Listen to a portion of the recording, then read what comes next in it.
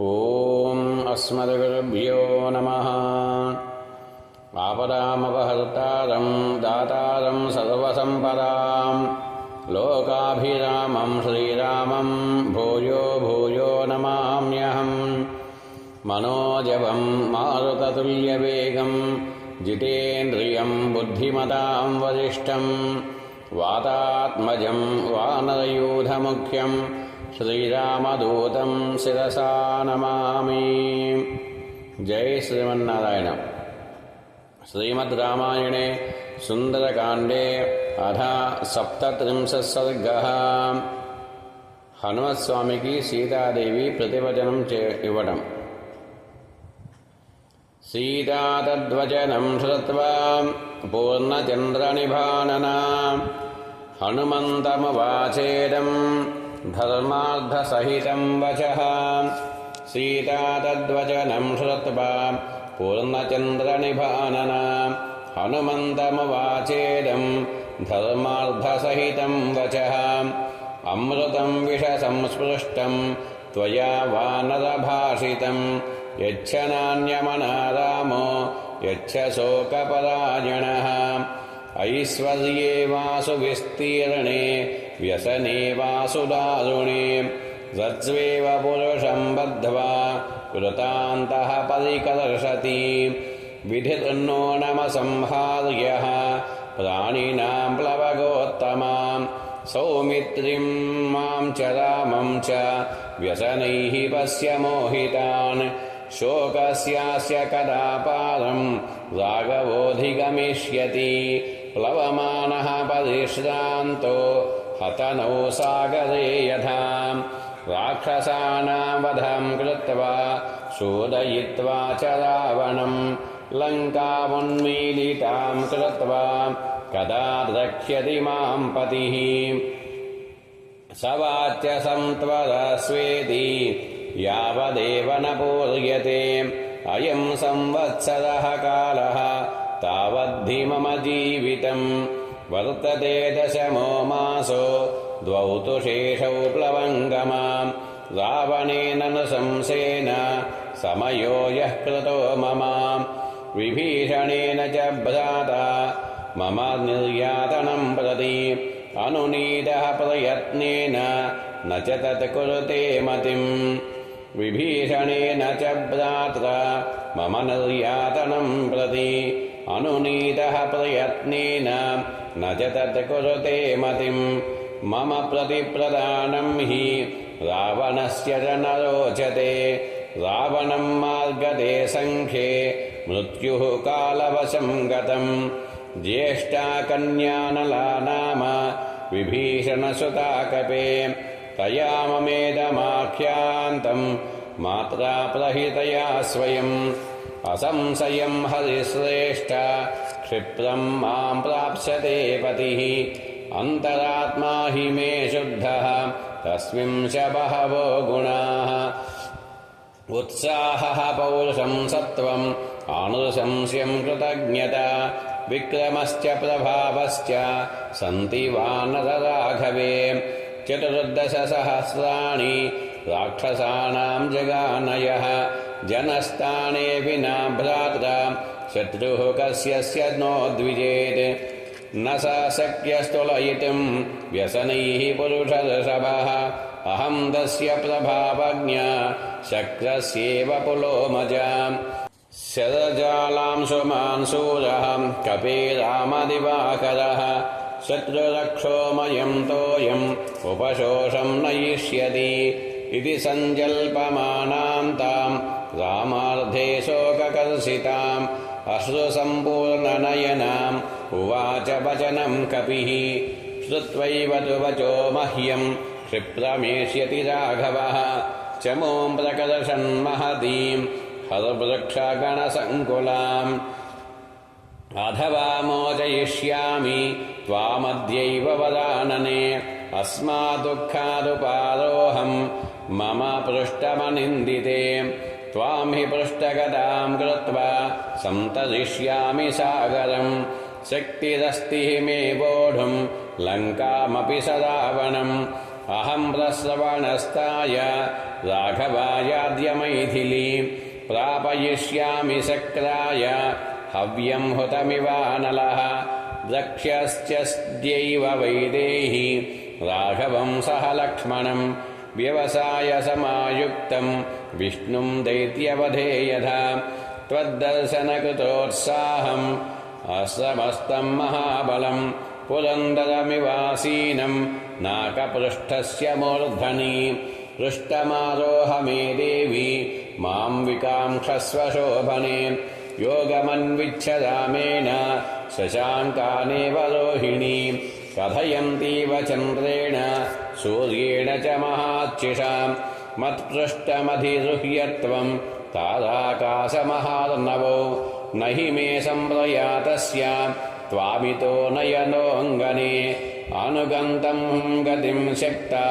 सर्वे लङ्कानिवासिनः यथैवाहमिह प्राप्ता तथैवाहमसंशयः यास्यामि पश्य वैदेही त्वामुद्यम्य विहायसं मैथिली तु हरिश्रेष्ठा कृत्वा वचनमद्भुतं हर्षविस्मितसर्वाङ्गी हनुमन्तमधाब्रवीत् हनुमन्दूरमध्वानं कथं मां वोढुमिच्छसि तदेव खलु ते मन्ये कपित्वं हरियूथपा कथं वाल्पशरीरस्त्वं मामितो नेतुमिच्छसि सकाशं मानवेन्द्रस्य भर्तुर्मे प्लवगदर्शभा सीताया वचनं श्रुत्वा हनुमान् मारुतात्मजः चिन्तयामास लक्ष्मीवान् नवं परिभवं कृतं न मे जानाति सत्वं वा प्रभावं वासिते क्षण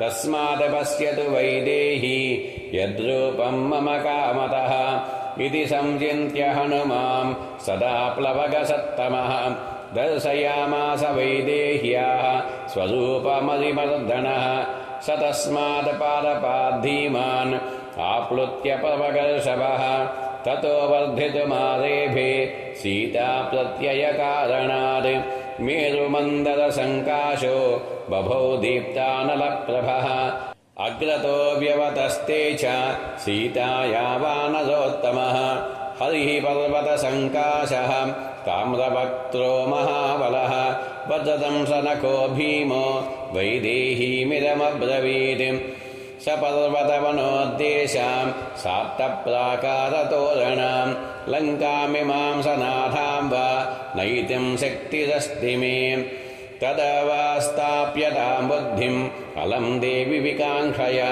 विशोकं कुरु वैदेही राघवं सह लक्ष्मणं तं दृष्ट्वा भीमसङ्काशम् उवाच जनकात्मजा पद्मपत्रविशालाक्षी मारुतस्यौरसंसुतं तव सत्त्वं बलं चैव विजानामि महाकवे वायोरिव गतिं चैव तेजश्चाग्नेरिवाद्भुतं प्राकृतोऽन्यः कथं चेमां भूमिमागन्तुमर्हति उदतेरप्रमेयस्य पानं पारं वानरपुङ्गव जानामि गमने शक्तिं नयने चापि ते मम अवश्यं सम्प्रधार्यासु कार्यसिद्धिर्महात्मनः अयुक्तं तु कपिश्रेष्ठ मम गन्तुं त्वया नघ वायुवेगसवेगस्य वेगो मां मोहयेत्तव अहमाकाशमापन्ना ह्युपर्युपरि सागरं प्रपतेयं हि ते पृष्ठात् भयाद्वेगेन गच्छतः पतिता सागरे चाहं तिमिनक्रजशाकुले भवेयमासु विवसा यदसामन्नमुत्तमं न च शक्ये त्वया सार्धं गन्तुं शत्रुविनाशना कलत्रवति सन्देहः त्वय्यपि स्यात् संशयः ह्रियमाणां तु मां दृष्ट्वा राक्षसा भीमविक्रमाः अनुगच्छेयुरादिष्टा रावणेन दुरात्मनां तैस्त्वं परिवृतः शूरैः शूलमुद्गरपाणिभिः भवेस्त्वं संशयं प्राप्तो मया वीरकलत्रमान् सायुधा बहवो व्योम्नि राक्षसास्त्वं निरायुधः कथं शक्ष्यसि यं संयान्तं मां चैव परिरक्षितुम् कथं शक्ष्यसि संयातुं मां चैव परिरक्षितुं युध्यमानस्य दक्षोभिः तव तैक्रोधकर्मभिः प्रपतेयं हि ते पृष्ठात् भयार्ता कपिसत्तमाम् अथ दक्षांसि भीमानि महान्ति बलवन्ति च कथं चित्तसाम्पदाये त्वां जयेयुः कपिसत्तमाम् अथवा युध्यमानस्व पतेयं विमुखस्य ते अथवा युध्यमानस्य पतेयं विमुखस्य ते पतितां च गृहीत्वा मां नयेयुः पापराक्षसाः मां वा हरेयुस्तद्धस्तात् विशसेयुरधापि वा अव्यवस्थितौ हि दृश्येते युद्धे जयपराजयौ अहं वापि विपद्येयं रक्षोभिरभिर्तज्जिता त्वत्प्रयत्नो हरिश्रेष्ठा भवे निष्फल एव तु कामं त्वमसि पर्याप्तो निहन्तुं सर्वराक्षसान् राघवस्य यशो हि यात् त्वया शस्त्रैषु राक्षसैः अरवादाय रक्षांसि न्यसेयुः संवृते हि मां यत्र ते नाभिजानेयुः हरयो नापि राघवौ आरम्भस्तु मदर्थोऽयं ततस्तव निरर्धकः त्वया हि सह रामस्य महानागमने गुणः मयि जीवितमायात्तं राघवस्य महात्मनः भ्रातॄणां च महाबाहो तव राजकुलस्य च तौ निराशौ मदर्थं तु शोकसन्तापकर्षितौ सह सर्वक्षहरिभिः चक्ष्यतः प्राणसङ्ग्रहं भर्तृभक्तिं पुरस्कृत्य रामाधन्यस्य वानरा न स्पृशामि शरीरं तु पुंसो वानरपुङ्गवा यदहं गात्रसंस्पर्शं रावणस्य बलाद्गता अनीशा किं करिष्यामि विनाथा विवशा सती यदि रामो दशग्रीवम् अहमत्वा स बान्धवं मामितो गृह्य गच्छेत तत्तस्य सदृशं भवेत् श्रुता हि दृष्टा च मया पराक्रमा महात्मनः तस्य रणावमर्धिनः न देवगन्धर्वभुजाङ्गरक्षसा भवन्ति रामेण समाहि संयुगे समीक्ष्यतं संयति चित्रकार्मुकं महाबलं वासवतुल्यविक्रमं स लक्ष्मणं को विषहेत राघवं हुतासनं दीप्तमिवानिलेदितं स लक्ष्मणं राघवमाजिमर्दनं दिशागजं मत्तमिव व्यवस्थितं सहेतको वानरमुख्यसंयुगे युगान्तसूर्यप्रतिमं सदार्चिषम् समे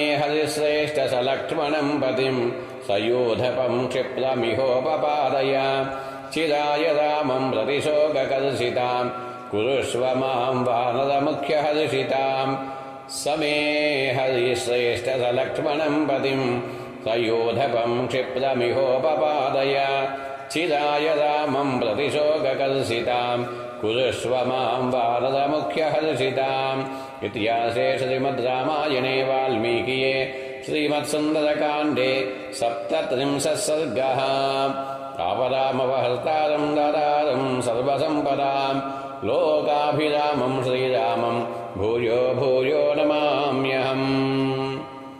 जय श्रीमन्नारायण।